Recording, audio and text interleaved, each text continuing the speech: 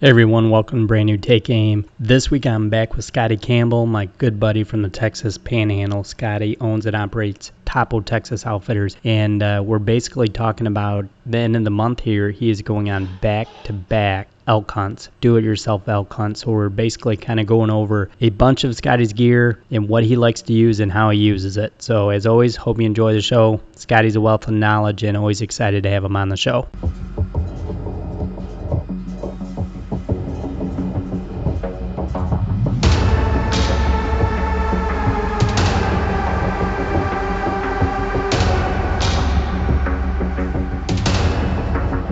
All right, hey everybody, we are back, brand new Take Aim, and always excited to talk to my good buddy Scotty Campbell from TAO Texas Outfitters, which you can find on Instagram.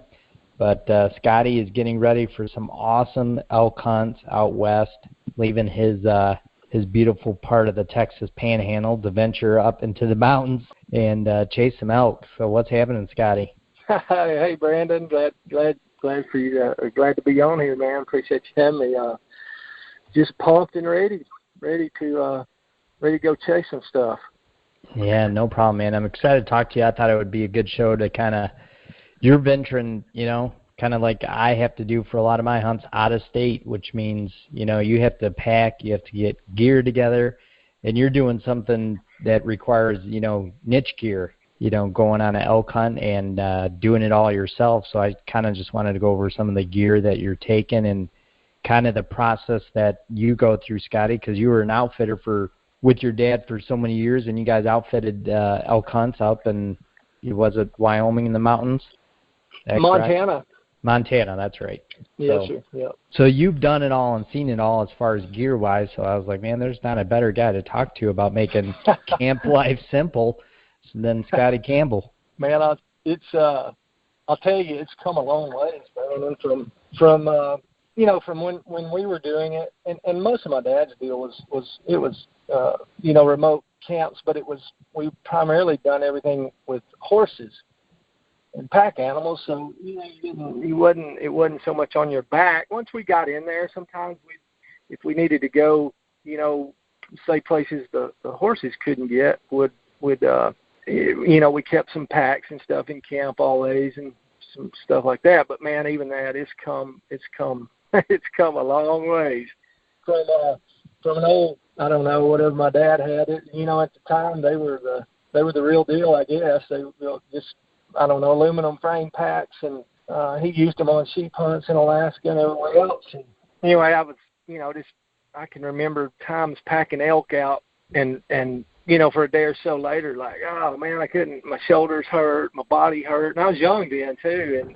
And now going to, like, I don't know, Aaron got me a Kafari pack. Good Lord, man.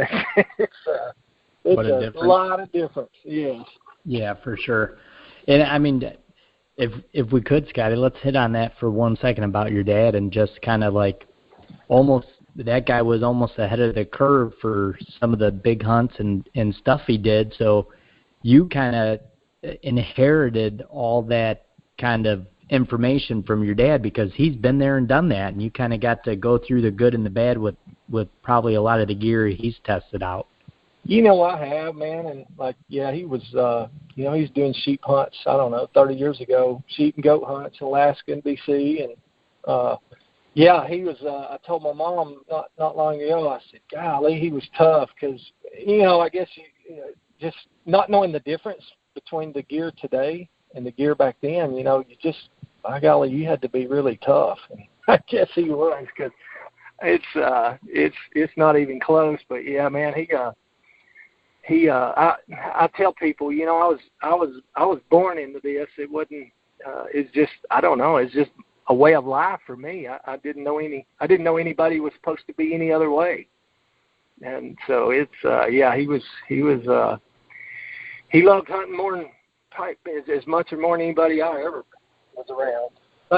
For on a poor man's budget, he done a lot of things. He did.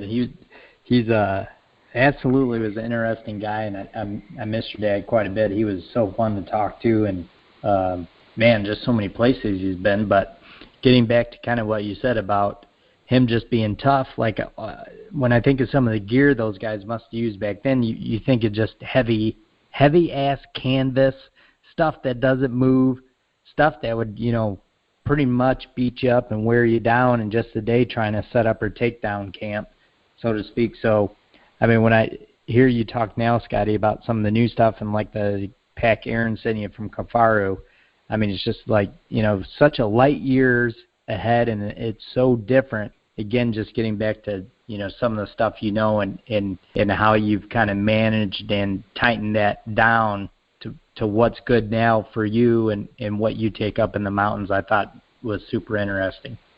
Yeah, man.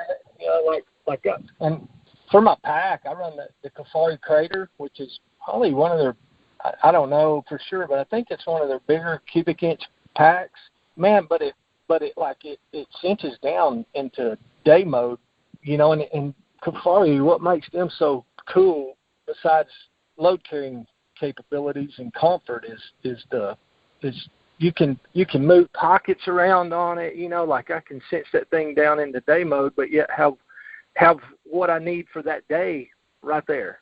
Get to camp, dump it, cinch it down, put what I need immediately, in my external pockets, never have to unbuckle anything, and then obviously, like, man, if you kill an elk or whatever and you got to pack a load out, I'll be 53 years old next month, and I probably ain't done this as much as a lot of people, but I've done it enough to know the difference between good and bad, and I've used a lot of different packs, and for me, and I know everybody's different, but for me, man, they ain't even nothing on the same planet as a Kafaru pack.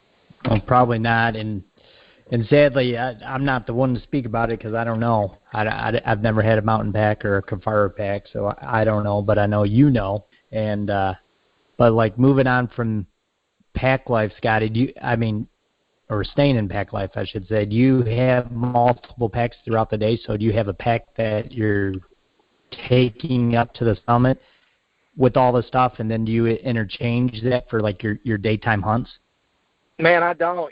Like I say, like if we're doing the backcountry, way back in their camp up high, like I say, I use that crater. You can get, man, I know you can do 14 days out of that pack, and I just carry everything in right there, dump it, and then of course everything's organized, and I'll lay out my from that point, my daily food, water, and game bags, lights, knives, kill kit, whatever, and then like I can day hunt out of our high country base camp, I guess you would say, cinch that pack down, man, and it just like it cinches down to nothing. Like it's you would if you seen it cinch down, you would never guess that you could do 14 days out of it. You wouldn't think you could do a day, but it's just cool features how and how they got all those packs now. And I like a really big pack. I'm not. I know all like nowadays everybody sells pitches on the like they call it the meat shelf in between the pack and the bag. I'm too lazy to use that. I'm not unbuckling my bag, man. I got a just a heavy duty garbage bag. Stuff it in the bottom of the pack, and I kill something, man. I can take a quarter and a shoulder and stuff in the sack. It's in my bag itself, and and be out there in no time, as opposed to taking my bag apart and cinching all that in between. And like I don't know. I'm not about the meat shelf deal. Although my pack has it, I never unbuckle it and don't use it. Then that's a personal thing.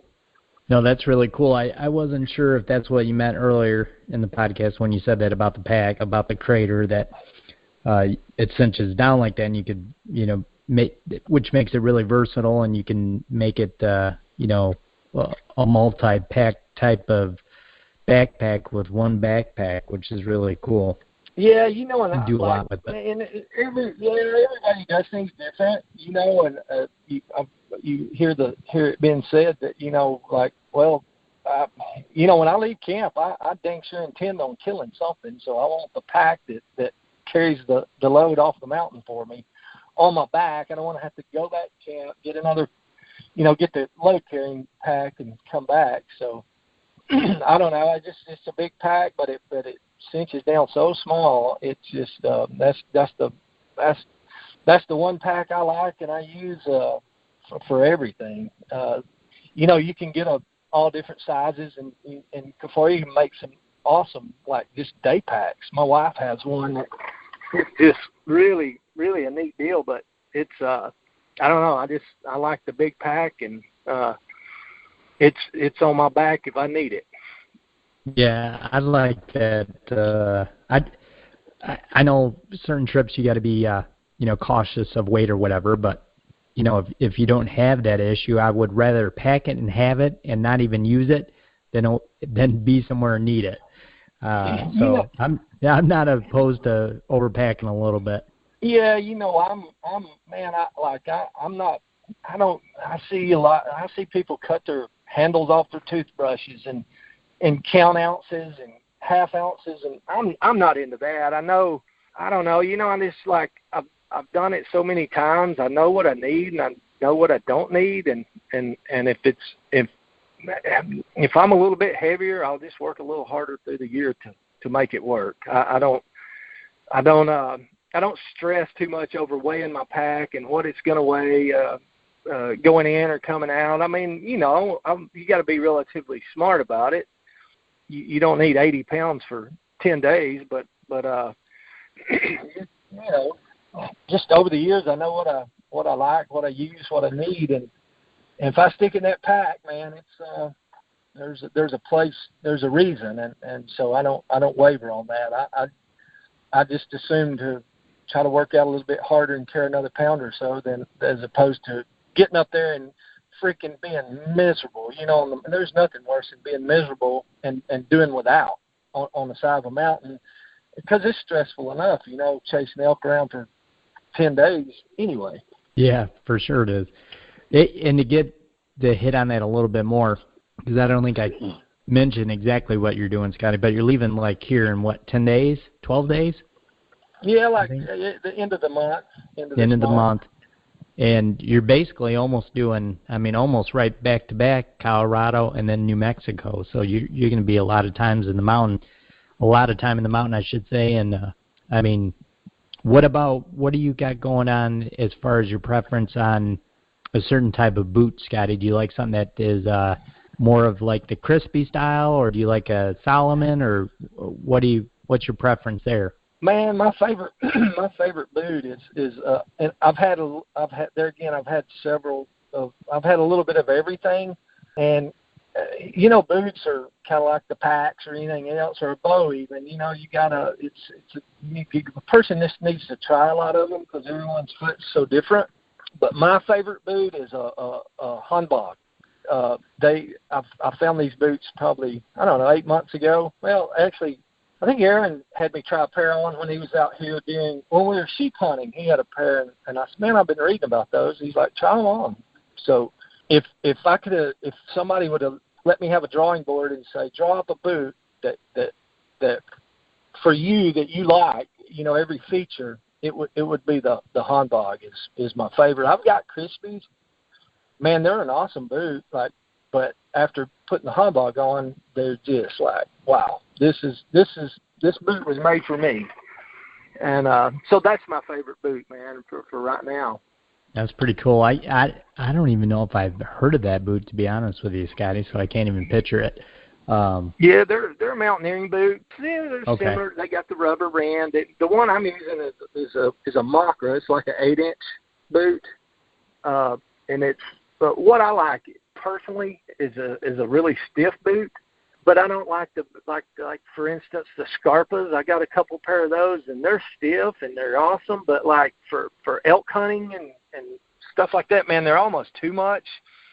The sole super, or I guess the Vibram sole or whatever, the last in them are super flat. And if you're not going up, if you're on flat ground, they don't bend or have that rocker, and like the Crispy or the Hanboks has a really pronounced rocker in them, and like the boot I'm wearing is super stiff, but it it rolls you forward with that rocker in it. It's got even probably a more pronounced rocker in it than like a Crispy does. And I don't know, it's just, man, I can hunt whitetails in them here all the way to, you could do sheep hunting in them or whatever. Yeah. They're my favorite boot right now. Yeah, for sure. No, that sounds good.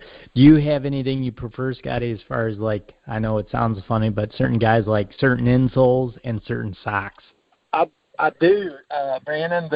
Like, what works for me, I have pretty high arches, and I dang sure want to keep them that way. So my favorite is the Super Feet Green for insoles. And I mean, as soon as I get a pair of boots, man, I get a pair of insoles coming for them and, cut them to fit. But I get along really well with the Super Feet.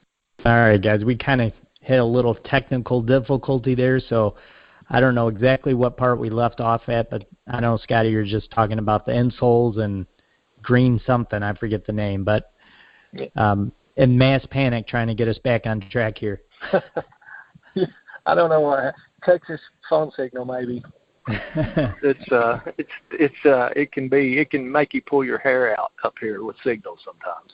That's all right. So we'll get anyway, that's right. We're talking about the insoles and I don't know what we got or lost, but anyway, I'm a Super Feet insole guy. I like the Super Feet Green personally. For me, I have high arches and man, them things, I don't know, they just work good for me. I think a person needs to try everything and make it work. It's just a personal deal, but the Super Feet Green work really good for me.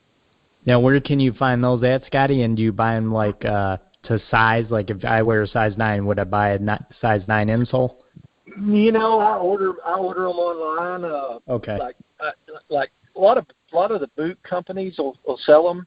So because I guess so many people use them, but I think when you order it, you look at what size, and it'll be like, say, a 8 to 10, and you just cut it. Like, I'll take my original insoles out or the new ones, because personally, I don't even wear the boot until I put a new insole in it.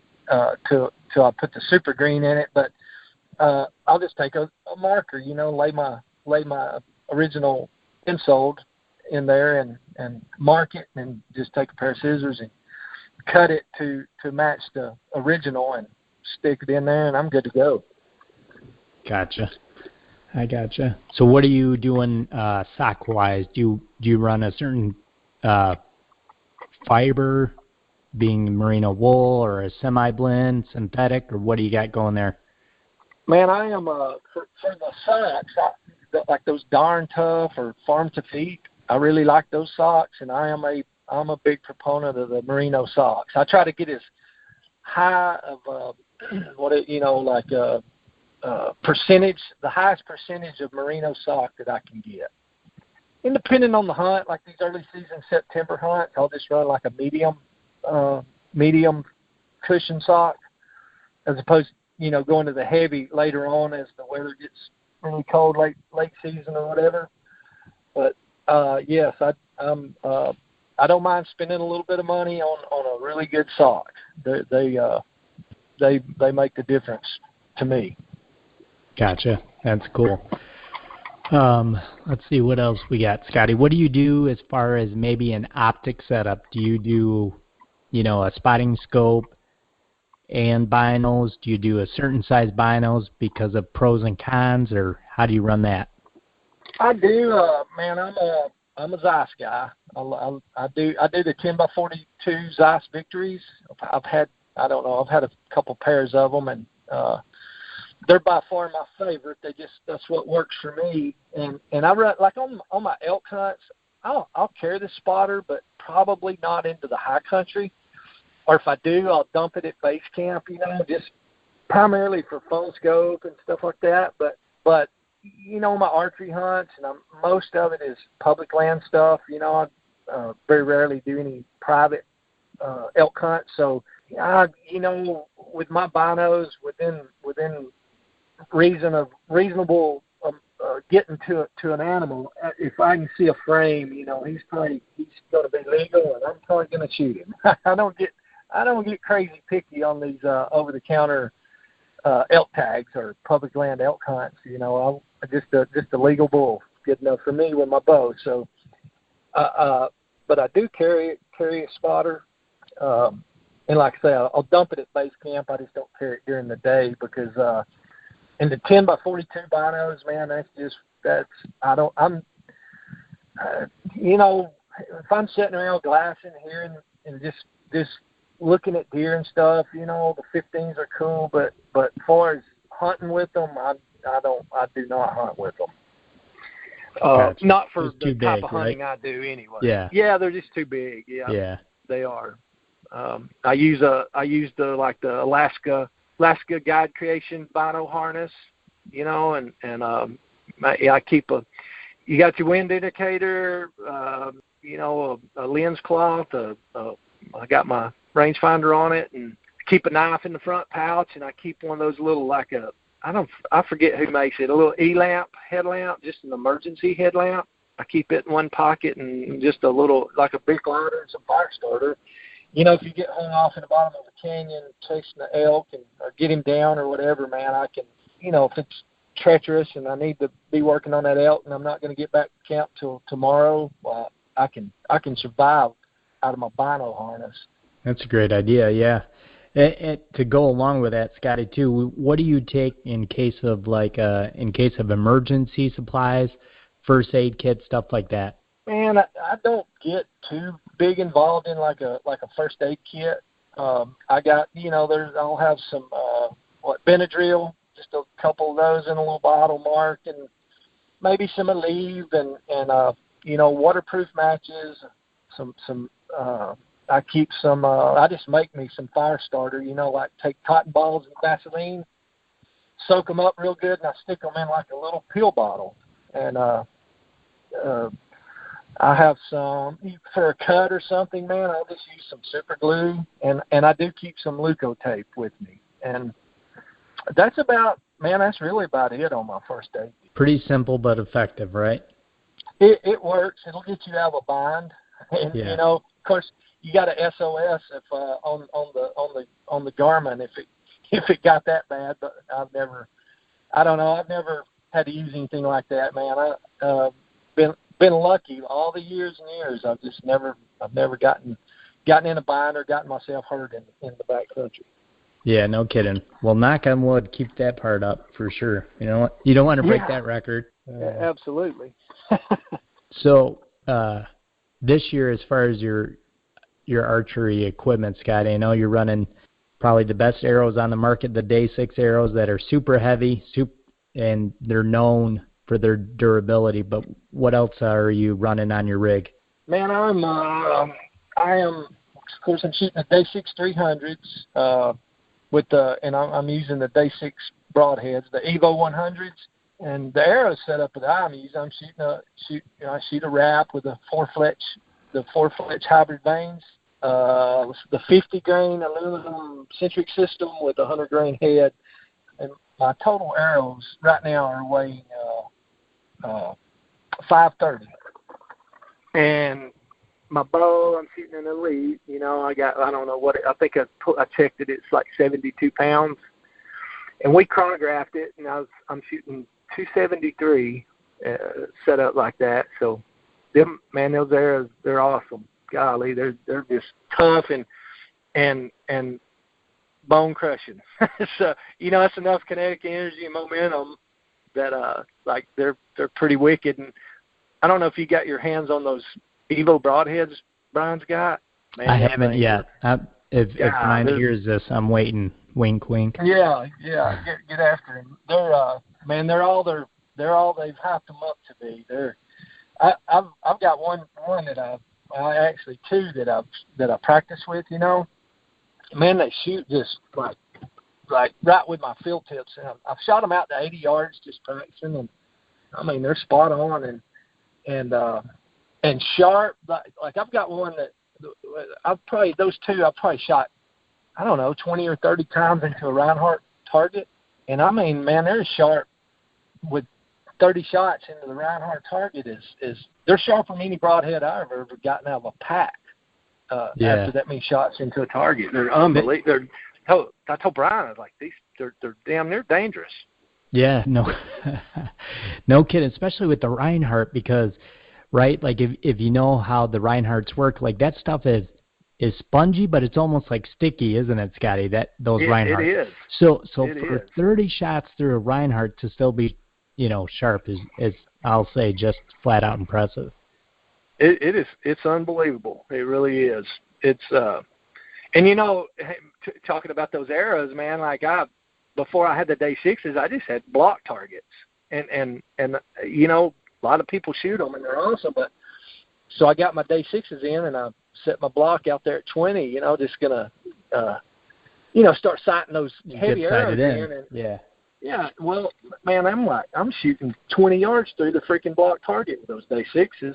Like, well, spend some money on a good target. So yeah, for sure. Not that the block's not good, but the Reinhardt and that Matrix is like for a small target. That's the only thing I've found that'll hold those arrows or hold up to them.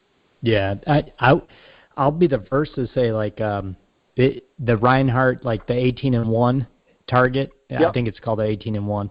I have that thing, and I've had one since like maybe 2007, and I'm still shooting it.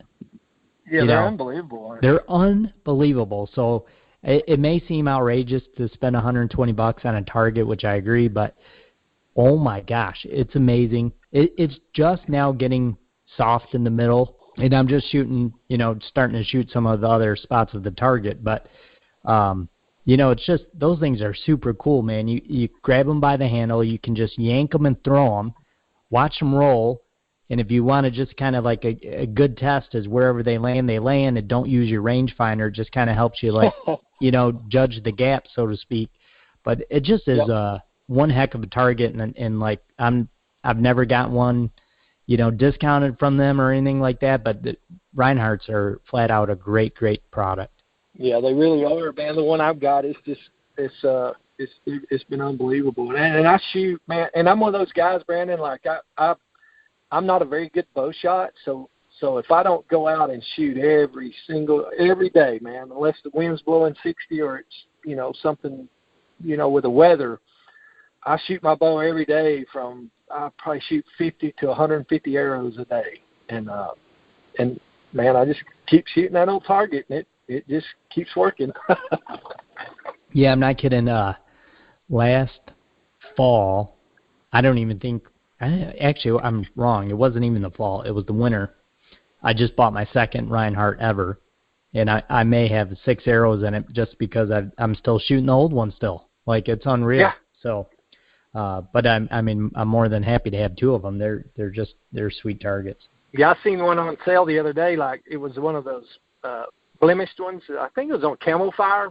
I was like, man, order that. And I'm like, well, shoot, I don't know. This one's still got a million shots left in it. Ain't no point. So yeah, I didn't get it. But yeah. They run those things. They run them things on that Camel Fire sometimes, man. They're pretty reasonable. And like it'll say blemish, but the one I got now was a blemish, and all it was one of the green dots wasn't painted. That ain't much of a blemish to me. Nope, I can paint that myself. Yeah, exactly. I use a piece of duct tape for my what I shoot at anyway. Yeah. I know one thing that's really cool too is if anybody is looking for something different to do or just to shoot different parts of your target, but sometimes at the meat counter I'll ask the guy for those orange little stickers, if he'll give me like 20 of them, and just boom, boom, boom, throw them over your target in different spots, and that way you kind of shoot up your target a little bit different. That's right, exactly. That's what I do. I'll stick a piece of tape somewhere and kind of just keep from shooting the heart out of it anyway. Yeah, for sure, because that's such an easy thing to do, But of course, I can scatter arrows all over a target with the best of them. Unintended. Well, how about shelter life, Scotty? What do you run as far as a shelter up there? Man, I this year I'm going to run the Sawtooth, the Kafari Sawtooth. That thing is cool. Have you seen those? No. It's a floorless shelter. Okay. it's a floorless teepee, man. It's like 4 pounds, maybe it might even, I don't know. The poles, the stakes, and everything is just like 4 pounds, and it's like that tent's. I want to think the dimensions on it is like 13 foot long by like 9 foot wide.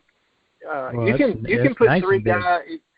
Yeah, and you know, they also, you can get a titanium stove to go in there and make it a 4-season or a late season tent. But you know, like primarily me and Wes do all my son Wes, you know him, but we hunt together in the backcountry all the time. So with that tent, man, he can, like, we can break break it up. One of us carry poles, one of us carry a tent, and you're only looking at 2 pounds a piece, and have, like, for 2 guys and all your gear, it's just unbelievable with the amount of room in that thing. But in the past, I've just run the little 2-man tents, and they work great. There's a place for them, but this year, man, I don't foresee using anything but that Kafari tent, that sawtooth. That's really cool. So what do you do, Scotty? You said it's floorless, so how do you set up the floor in there? Do you guys just rake it out, or do you set up any kind of floor? I do, man. I just, like, I use personally is that Tyvek. You've seen the Tyvek house wrap? Yep. Yep. I just cut a piece of that, you know, just like 3 foot by 6 or 8 foot, like 3 by 8 or whatever, and that's what I throw my air mattress down, and that's what I use for my little floor. Okay. Works great. That's a great idea. Yeah. Yeah, and it's like, I don't know, a piece of that, you know, 3 by 8, man, it don't weigh, I don't know, 4 or 5 ounces. It's super lightweight. It'll fold up into nothing, you know, stuff it in your bag, and you just, it's nothing to it, and that's my ground cloth. Yeah, that's a great idea, man. Yeah, really cool. So camp life, cooking life, Scotty, what do you guys do as far as a certain type of stove or grill? Man, I've got a couple stoves. I've got the MSR reactor. I think they're the old tried and true, like, bomb-proof little, the little backpacking stove. I think it's, 14, 15 ounces, and just super efficient. You know, 1 bottle of fuel, man, I can do 10, 12 days out of, and still have some when I come off the mountain. Yeah, wow. Pretty. You know, I don't know what ounce canister. It's really small, and that thing will just pack inside itself, and man, it'll boil like 16 ounces of water in, I don't know, just a little over a minute. Just unbelievable. But wow, that's my go-to stove. Yeah, and I've got I had a jet boil, but I actually give it away, man. They're anti-hunting, so I'm not supporting them. So yeah, very anti-hunting company. But and then I got, like, for a backup, I've got a Primus or Primus. I don't know how you say that, but it's a great little stove also. It's just the MSR is the old tried and true. That's my go-to. Yeah, that's really cool. But let's see. Anything else offhand you can think of, Scotty, that I missed? I'm sure I missed half the gear you're taking, obviously, but... Yeah, food, you know, like, I don't know, last couple of years, man, I've done my, like just make my daytime meals, just like, I don't know, peanut butter or almond butter bagels, you know, and just some trail mix, a little jerky, some snacks, just for the daytime deal, and then I just primarily eat my the freeze dried food. I do that at night, you know, the Mountain House, whatever. I'm trying some Peak Refuel this year. Okay. Got a little bit of everything. Try it all. Now, one thing I did kind of forget, Scotty, but to go along with the food, how do you guys kind of transport some of that food up there? Are you basically taking coolers, or how do you manage that? No, like you know, a few days before the hunt, I'll just sit down and individually take a gallon Ziploc and individually make my daytime food. You know, like either a bagel or, like, man, I'm a peanut butter junkie. So you food prep, which I think is a great idea. You food prep ahead of time. Okay. Like, I'll just get me, you know, like trail mix, a bag of trail mix, a couple ounces of jerky or whatever it is, just a handful of jerky, couple like the peanut butter bars, protein bars, whatever, and also I'll throw in, man, I love the Wilderness Athlete, the energy and focus, or the hydrate and recover. Yeah, that'd be a great thing to pack. I'll throw a couple little, the little individual packets of that in the bag for my daily use, and like a bagel, peanut butter bagel with some, honey. And you can buy those was it Justin's peanut butter packets? I'll put one pack of that in there, so you ain't dealing with a jar of peanut butter all the time. So I just put that packet in there, smear it on my bagel, and that is my daytime meals, just snack throughout the day. And then of course the freeze-dried food, is, man, it makes like a big meal. Like, I don't know, each individual pack is like 3-4 ounces, but it makes like 2 servings. I mean, and I can eat a lot, and it fills me up at night. One thing, Scotty, sorry, it just hit me. You're such a peanut butter junkie. Have you ever seen that PB2, the powdered peanut butter? I have. Okay. You ever used it or took it on a trip? No, I have not used it, man. And I've thought about trying it, just like I do throughout the year to just for weight, trying to maintain my weight or keep my weight down or whatever. I thought about using it in my meal replacement shake deals. Yeah, for sure. That I do during the day when I'm getting prepared for season. And man, I'm not a big weightlifter, Brandon. I'm too old to lift weights, and I absolutely hate running. But my preparation for getting in shape, man, is of course, I'm a cattle rancher, and so out here in Texas we don't have live water, so everything's windmills or electric pumped wells, and out here I have to check water every day for my cattle, every day, especially through the summers, because like if a well goes down or windmill breaks or whatever, 100 cows can drink up a tank of water pretty dang quick. So in order to stay in shape throughout the year, man, I have a 50-pound sandbag stuffed in my Kafari pack, and every afternoon I get home and whatever time, instead of driving the pickup around the ranch to check water, I throw the pack on and hoof it, and that's my getting in shape tool. Yeah, that's a good way to get in shape, though. That's for sure. I know that I mean, I've known Scotty for a long time, probably 10 years now, and man, I can't believe just what that's done to you, Scotty. Like, I mean, you have gotten in tremendous shape, man. So I know you don't lift weights and stuff, but whatever you're doing is really working. I mean, between that, focusing on your diet and just getting some run in and some daily steps in, man, you've done a great job. Yeah, and we're active out here, man. I like we do, during our branding season, I'm a horseback, 4 months out of the year, 5 months out of the year, every day, and it's pretty physically involved, work wise, but I still try to do my just the slow burn cardio, I guess you would say, with the pack, and it prepares me for the season, man. And like you've been here at Sandy, I've got some elevation changes, and the soil is really, really sandy, and man, 50 pounds on your back walking my little ranch roads with sand beds in there, you get a workout. And to me, it don't simulate by no means being at 12,000 feet, but it simulates a pack being on your back while you're walking and hunting. And that's, I'm about that. I just, heck, you know where I live, man. I don't have a gym within 100 miles of me. Right. And so I can't do that, but, and I get really bored easy. I don't know. I just don't think I could do the gym. I just would get bored too easy. My mind would wander. So if a lot of days while I'm checking water, man, I'll strap my bow on my back, and if you never know what you're going to bump into here, pigs or something like that. So I can sling arrows and get my exercise in too. Yeah, for sure. And to go along with what you were saying about the sand, I mean, that's why people run at the beach. You know, the sand's a hard workout, and and believe it or not, it's pretty safe for you too. It's really good for your joints, relatively speaking, to being on a treadmill or asphalt. That's right.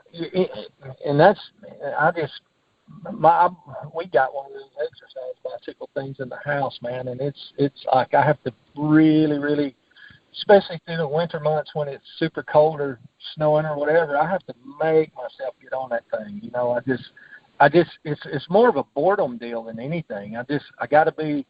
I'm one of those that I have to be out there doing something, or at least thinking I'm doing something. And when I check the water, man, it's like I'm scouting for deer, pigs, looking at tracks. You know, I get to be out there seeing stuff, and then getting the cardio in too at the same time. Yep. Yeah, it's nice when you can see stuff that helps pass the time, and like you said, for you, it keeps your mind from wandering, so to speak, you know, and keeps you a little more focused on your workout. Helps pass the time, you know, when you can look at stuff and kind of meditate through your workout is really nice, you know. It is, and you know, on the rancher side of me too, man. I walk around or through those cattle all the time when I'm checking that water, and I get to see a lot more than just passing through, looking out a window of a pickup too, you know. Yeah, that's a great point. You know, helps make you know, your work life easier. That's huge. You know, you see stuff you're not seeing every day. You get it all done at once. Yeah, exactly right. So, but speaking of work, I know you're busy, Scotty. You're pulled off probably on the side of the road somewhere in between cattle. So, I really appreciate you hanging out with us today and giving us a rundown on some of your selected gear you like to use, and appreciate it, man. And I can't wait to probably talk to you hopefully up on the mountain and hopefully have you on the podcast with a big 6x6, maybe over 300 inches in your hands. Man, I am talking about my bored mind. I'm like, I'm ready, Brandon. I'm so ready to be on the mountain. I'm at that point now, man. I've been training so hard throughout, you know, I actually never stops, you know. Probably the least amount of training I do is when I'm running my whitetail camps. Right. Yeah. You know, I don't do the exercising part of it, but I'm at the point right now. I'm ready to put it all to work. I'm bored with walking the roads, checking water, and I'm bored with shooting foam. It's time to get the business. Real deal, man. Yes. That's right, man. I am pumped. Heck yeah. Well, hopefully hopefully we're gonna try something a little different this year. John, you remember Johnny Gibbs? Yep. Helps me. Yes. You know, he filmed a lot of stuff, and I think he's going to be available, man. He didn't draw. I think he put in for a couple, like maybe New Mexico and somewhere else. And so anyway, just long story short, he didn't get anything drawn this year. So I think he may be going to go with Wes and I, and we're going to try to film from packing our gear till we, you know, get there, the hunts, and getting back, and try to, you know, just try to get it all down on film, man. That'll be pretty awesome. Yeah, that will be awesome for sure. And like I said, hopefully you guys, you know, at any phase of that hunt, you guys are successful or whatever, and we can have you on the show, or you or Wes and Johnny, and see what's crack-a-lacking out there in those mountains. But I wish you guys the best of luck, and hopefully it's a safe journey for you guys. I appreciate it, Brandon, and thanks. We're gonna knock some stuff down, man. I feel pretty good about it. It's pretty good unit we're going into, this first one. The second one, I haven't hunted this unit, but Wes has a buddy that lives there that he hunts does the bear and the lion hunting and stuff. Oh, that's right. Yep. Yeah. So he's we're going in some of his country, and I'm pretty excited about it. So it'll be good. I'm ready. As you should be. Yep. I'm ready for it, and I hope we'll think sure do another podcast on it. I'm pumped about it. Yep, absolutely, we will. So, all right, Scotty. Well, thanks so much, and as always, you guys can find us every week on iTunes, Unfiltered Outdoor app, and make sure to give Scotty a follow on Instagram, Top Scott_O_outfitters on Instagram. So thanks, Scotty. We'll talk to you soon. Thank you, Brandon. Thanks for having me, buddy. No problem.